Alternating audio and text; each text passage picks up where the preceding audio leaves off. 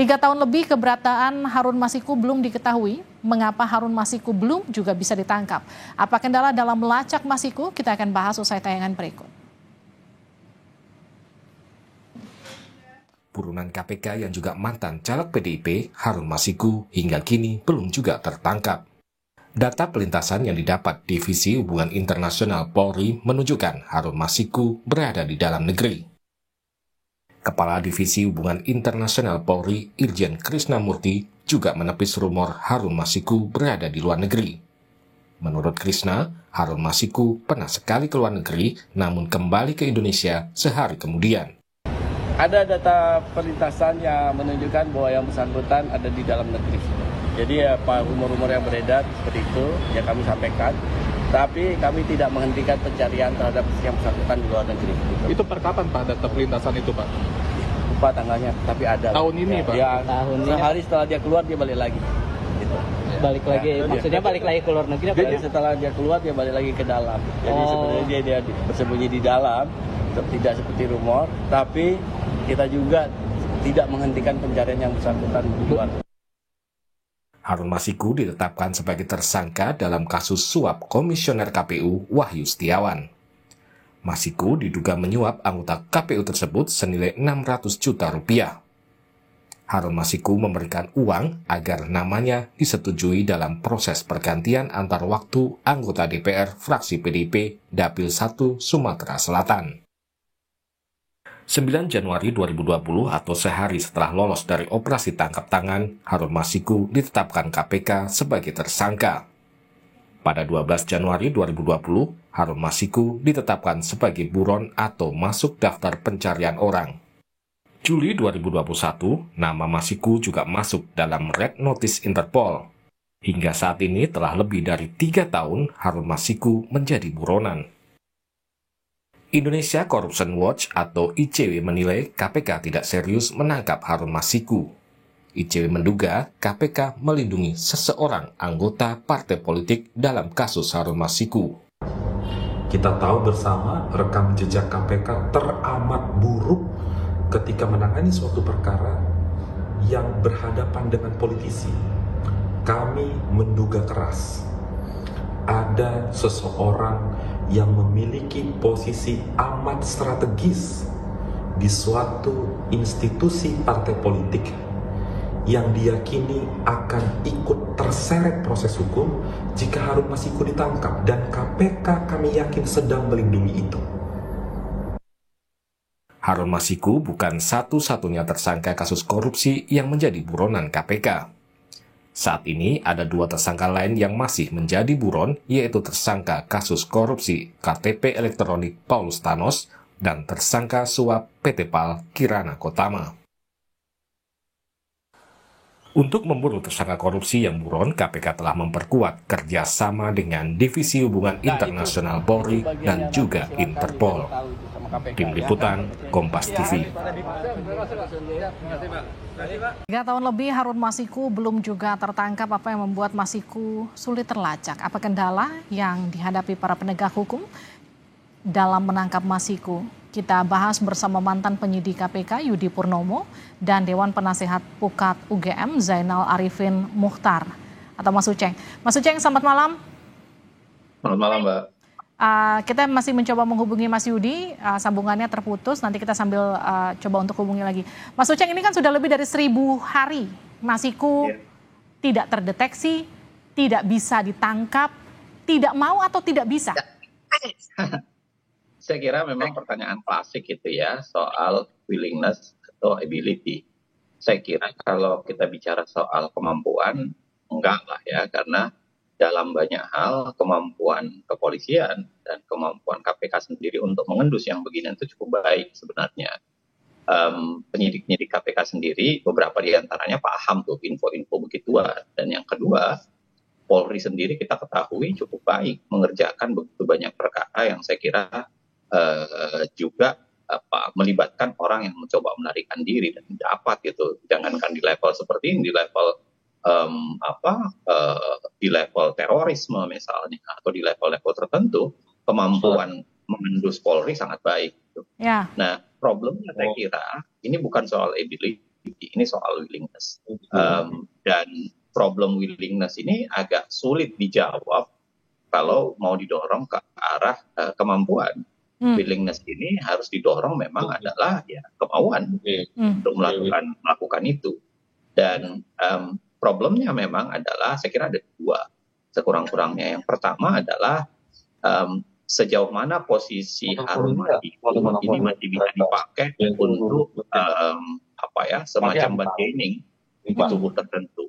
Karena kita tahu ya, kalau Harun Masiku tertangkap, informasinya bisa didapat, saya kira dan hal tertentu yang bisa diperoleh dari situ dan bisa lari kemana-mana gitu. Nah, apakah itu masih akan ditahan seperti itu? Kalau seperti itu, saya kira Harun Masiku masih akan sulit ditemukan. Nah, yang kedua yang lebih penting menurut saya adalah kemampuan untuk melibatkan berbagai pihak untuk melakukan pengejaran. Karena tadi datanya misalnya itu ada di pelintasan orang, ada di data berbagai tempat, saya kira harusnya itu jauh lebih mudah untuk dikejar. Kan kita berandai-andai nih, orang tidak mungkin melintasi batas tertentu kalau tidak punya tanda pengenal kan. Dan tanda pengenal itu kan seharusnya punya data yang lengkap, jelas soal dia alamatnya di mana, orangnya seperti apa dan lain-lain sebagainya. Nah, saya kira dan harusnya kan begitu dia melintasi batas negara, early warning systemnya itu kan harusnya dinyalain tuh. Bahwa ada orang yang sedang DPO itu kemudian melintasi batas negara, lalu kemudian masuk lagi ke kita gitu. Nah, saya kira dua problem ini yang besar ya, kemampuan untuk mengorkestrasi pengejaran, plus yang kedua, selama Harun Masiku memang masih dianggap bisa membongkar atau membawa ke pihak-pihak tertentu dan berbahaya untuk bisa mengejar orang-orang dalam kapasitas politik tertentu, saya kira ya memang akan sulit ada kemauan untuk melakukan penangkapan atau melakukan pengejaran dengan baik. Jadi bukan bicara soal kemampuan, tapi bicara soal bagaimana kemudian kemauannya. Saya ke Mas Yudi, ini mantan penyidik KPK. Mas Yudi, sebagai mantan penyidik KPK, saya bertanya sama Anda, seberapa sulit sih Harun Masiku itu untuk ditangkap? Ya, tentu kita bicara mengenai pengalaman ya. Menurut saya, koruptor itu buron 1-2 tahun merupakan titik psikologis ya. Jadi ketika sampai 3,5 tahun, tentu ini akan menjadi suatu tanda tanya. Ya, mengapa bisa buron sampai 3,5 tahun? Ya, apalagi Harun Masiku selalu menjadi perhatian atau pusat pemberitaan. Bahkan di beberapa tempat dia dianggap sebagai legenda bagi buronan korupsi gitu ya. Saya melihat bahwa pertama dari potensi peralatan yang dimiliki oleh KPK, personil yang dimiliki oleh KPK, kewenangan yang dimiliki oleh KPK maupun yang lainnya gitu kan, itu udah bisa lah untuk menangkap seorang buronan gitu. Apalagi yang ini kan Harun Masiku kasusnya pun ya bagi saya kan sebenarnya kasus yang kecil ya, hanya dia itu pemberi suap 600 juta gitu kan.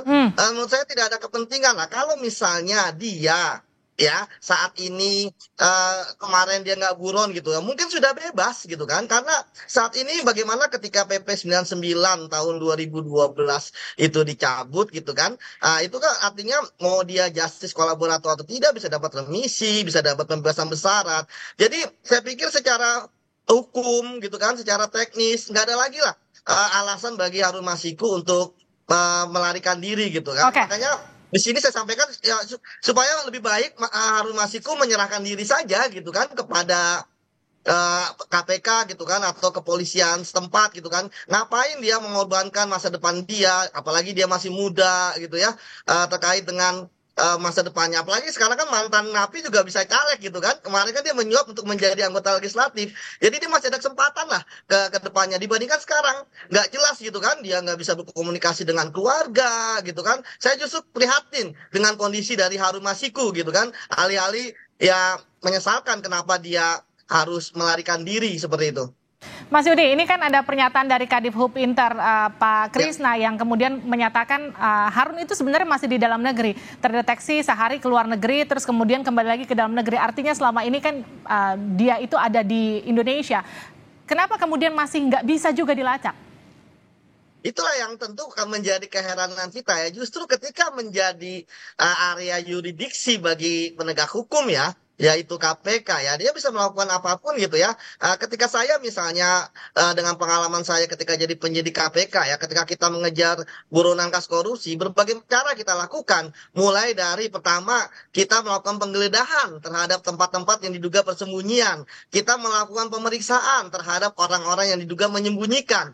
Kita mengecek ya aliran transaksi yang diduga untuk membiayai kehidupan dari para buronan tersebut gitu ya, termasuk juga kita istilahnya mengikuti atau membututi orang-orang yang diduga ada kaitannya yang keterlibatan. Ingat Mbak, 3,5 tahun ini bukan hal yang murah ya, karena tentu kan Harun Masiku ini kan bukan dari kalangan bawah gitu ya, dia kan dari kaum intelektual ya kan, yang kemudian biaya hidupnya, kemudian gaya hidupnya pun juga sudah terpatri, misalnya mungkin dari tempat tinggal, dia pasti ingin tempat tinggal yang nyaman gitu kan, ber-AC misalnya, kalau secara teknis seperti itu. Makan pun juga dia nggak bisa makan sembarangan, nggak mungkin Harun Masiku buron seperti penjahat-penjahat lain, seperti maling-maling lain, pencuri, begal gitu kan, dia tidur di emperan jalan, nggak mungkin gitu kan. Dari kasus korupsi yang saya tangani gitu ya, bahwa banyak koruptor yang buron tinggal di apartemen, di rumah mewah gitu kan, karena dia ingin seperti gaya hidupnya. Kalau kita hitung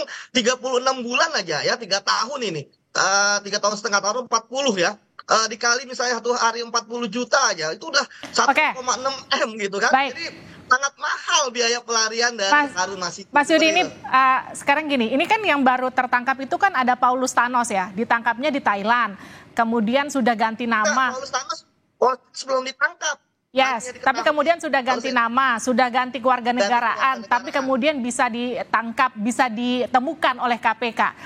Artinya sebetulnya secara hitung-hitungan lebih susah untuk menemukan Paulus Thanos, tapi toh bisa ketemu. Kenapa Harun Masiku nggak bisa ketemu? Nah itulah, kan bagaimana cara kita menemukan buronan korupsi? Salah satunya adalah informasi dari siapapun, dari masyarakat, ya kan? Dari masyarakat yang melihat, misalnya mungkin ada turis dari Indonesia yang lihat, oh ini kok mirip yang di KPK, yang buronan KPK gitu. Banyak caranya lah, termasuk misalnya ada tetangga yang lihat ini kok orang nggak pernah keluar rumah gitu kan. Begitu dia ngelihat, oh ternyata mirip. Jadi memang siapa tahu ada informasi juga dari masyarakat. Oh ya, tadi klarifikasi bahwa itu hanya diketahui ya, bukan ditangkap gitu kan. Jadi Paulus Thanos masih ada di luar negeri. Ya, sekarang sudah berpindah ke kewarganegaraan. Oke. Ya, itu yang menarik, ketika dia pindah ke warganegaraan ya tentu usaha untuk mengembalikannya ke Indonesia akan lebih sulit seperti itu. Iya, tapi ketemu orangnya. Ini Harun Masiku bahkan nggak ketemu orangnya itu ada di mana. Yang jadi saya ke Mas Uceng, artinya kan sebetulnya bisa dikatakan faktor politis dalam kasus ini begitu kental begitu. Seberapa besar sih pengaruhnya dalam pengungkapan kasus Masiku ini sampai lebih dari 1.000 hari ini nggak ketemu? Saya tidak buru-buru untuk mengatakan politis dalam pengertian partai politik tertentu barangkali ya. Tapi saya mau bicara bahwa ini kepentingan. Jadi artinya ada kepentingan yang sedang dilindungi gitu. Ada siapa kepentingannya, siapa pemilik kepentingannya, saya kira KPK yang paling bisa menjawab, dan Harun Masiku sendiri yang bisa menjawab. Karena begitu Harun Masiku tertangkap, saya kira kasus itu akan jauh lebih terang. Proses penyelesaian perkara terhadap suap anggota KPU itu jauh lebih terang. Karena sampai sekarang kan kita miris juga, ada orang ditangkap sebagai penerima suap, lalu kemudian pemberi suapnya buron, uangnya tidak jelas dari mana. Nah, saya kira